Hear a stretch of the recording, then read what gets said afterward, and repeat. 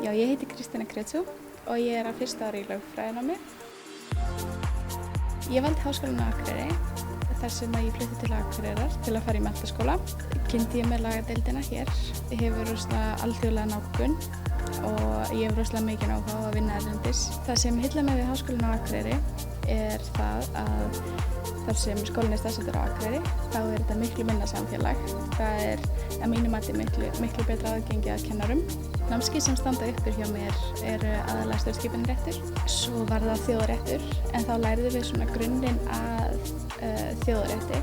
Mér finnst þessi áfangi hafa verið mjög góður grunnur af því sem ég langar að vinna við í framhaldinu. Það er mjög skemmtilegt að sjá hvernig alþjóðlegar stofnanir stuðla að réttlæti út um allan heim og já, HA gefur okkur rosalega góðan grunn til þess.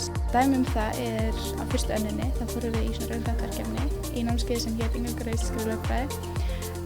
Við vorum í námskeiði með lögreglufræðinemum og þá fengum við svona verkefni sem við ætlum að leysa annaðhvort sem lögfræðingur eða lögreglumaður.